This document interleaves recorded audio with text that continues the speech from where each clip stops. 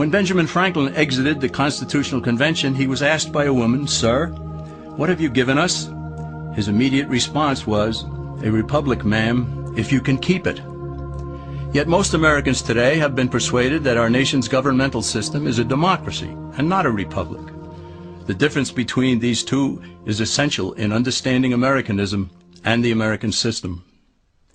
Before we discuss political systems, however, it's helpful to address the confusion that has been spread about the political spectrum. Many have been led to believe that the political spectrum places groups such as communists on the far left, fascists or dictators on the far right, and political moderates or centrists in the middle. However, a more accurate political spectrum will show government having zero power on the far right to having 100% power on the far left. At the extreme right, there is no government. The extreme left features total government under such labels as communism, socialism, Nazism, fascism, princes, potentates, dictators, kings, any form of total government. Those who claim that Nazis and fascists are right-wing never define their terms. This amounts to spreading confusion. Toward the middle of the political spectrum can be found the type of government limited to its proper role of protecting the rights of the people. That's where the Constitution of the United States is.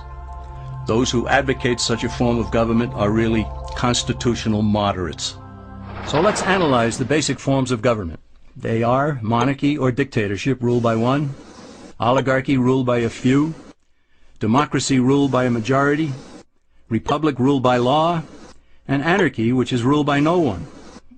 In discussing these five, we'll see that they can be narrowed down to even fewer. Looking first at monarchy or dictatorship, this form of government doesn't really exist in the practical sense. It's always a group that puts one of its members up front. A king has his council of nobles or earls, and every dictator has his bureaucrats or commissars, the men behind the scenes. This isn't ruled by one, even though one person may be the visible leader. It's ruled by a group. So let's eliminate monarchy, dictatorship, because it never truly exists. Oligarchy, which is ruled by a group, is the most common form of government in all history. And it is the most common form of government today. Most of the nations of the world are ruled by a powerful few, and therefore oligarchy remains. At the other end, we find anarchy, which means without government. Some people have looked over history and found that many of its worst crimes were committed by governments, so they decided that having no government might be a good idea. But this is a mistake, because as the ancient Greeks stated, without law there can be no freedom. Our founding fathers agreed and held that some amount of government is a necessary force in any civilized, orderly society. In a state of anarchy, however, everyone has to guard life, liberty, and property, and the lives of family members. Everyone must be armed, and movement is severely restricted because one's property has to be protected at all times. Civilized people have always hired someone to do the guarding, a sheriff, a police force, or some branch of government. Once law enforcement was in place, the people were freer. They could leave their property, work in the fields, and so on. In short, the proper amount of government makes everyone freer. There are some who advocate anarchy, however, not because they want no government, but because they don't like what they have. They use anarchy as a tool for revolutionary change. The condition of anarchy is very much like a vacuum where something rushes in to fill it. These calculating anarchists work to break down the existing government with rioting, killing, looting, and terrorism. Tragically, the people living in such chaos often go to those best able to put an end to it and beg them to take over and restore order. And who is best able to put an end to the chaos? The very people who started it. The anarchists who created the problem then create a government run by them, an oligarchy, where they have total power. This is exactly what happened in Russia that led to Lenin taking total power, and in Germany where Hitler's brown shirts created the chaos that brought him to power. But anarchy isn't a stable form of government. It's a quick transition from something that exists to something desired by the power-hungry.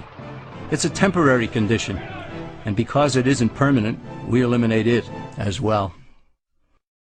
The word democracy comes from two Greek words, demos, meaning people, and kratein, meaning to rule. Democracy, therefore, means the rule of the people, majority rule. This, of course, sounds good, but suppose the majority decides to take away one's home, or business, or children. Obviously, there has to be a limit. The flaw in democracy is that the majority isn't restrained. If more than half the people can be persuaded to want something in a democracy, they rule. What about republic? Well, that comes from the Latin, res meaning thing, and publica meaning public. It means the public thing, the law. A true republic is one where the government is limited by law, leaving the people alone.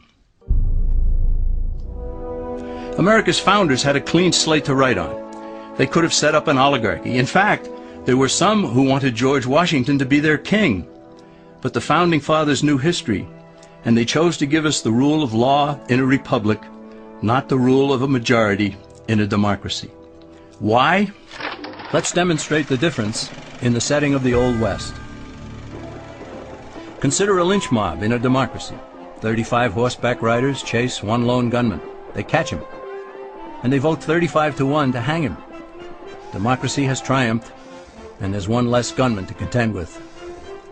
Now consider the same scenario in a republic. The 35 horseback riders catch the gunman and vote 35-1 to hang him. But the sheriff arrives, and he says, "You can't kill him. He's got his right to a fair trial." So they take the gunman back to town. A jury of his peers is selected, and they hear the evidence and the defense, and they decide if he shall hang. Does the jury even decide by majority rule? No, it has to be unanimous, or he goes free. The rights of the government aren't subject to majority rule, but to the law. This is the essence of a republic. Many Americans would be surprised to learn that the word democracy does not appear in the Declaration of Independence or the U.S. Constitution, nor does it appear in any of the constitutions of the 50 states. The founders did everything they could to keep us from having a democracy. The founders had good reason to look upon democracy with contempt, because they knew that the democracies in the early Greek city-states produced some of the wildest excesses of government imaginable. In every case, they ended up with mob rule, then anarchy, and finally tyranny under an oligarchy. During that period in Greece, there was a man named Solon, who urged creation of a fixed body of law not subject to majority whims. But where the Greeks never adopted Solon's wise counsel, the Romans did. Based on what they knew of Solon's laws, they created the 12 tables of the Roman law, and in effect built a republic that limited government power and left the people alone. Since government was limited, the people were free to produce, with the understanding that they could keep the fruits of their labor. In time, Rome became wealthy and the envy of the world. In the midst of plenty, however, the Roman people forgot what freedom entailed. They forgot that the essence of freedom is the proper limitation of government. When government power grows, people freedom recedes. Once the Romans dropped their guard, power-seeking politicians began to exceed the powers granted them in the Roman Constitution. Some learned that they could elect politicians who would use government power to take property from some and give it to others. Agriculture subsidies were introduced, followed by housing and welfare programs. Inevitably, taxes rose and controls over the private sector were imposed. Soon, a number of Rome's producers could no longer make ends meet, and they went on the dole. Productivity declined, shortages developed, and mobs began roaming the streets, demanding bread and circuses from the government. Many were induced to trade freedom for security. Eventually, the whole system came crashing down. They went from a republic to a democracy, and ended up with an oligarchy under a progression of the Caesars.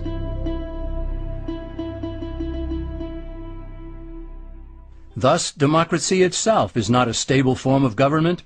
Instead, it is the gradual transition from limited government to the unlimited rule of an oligarchy.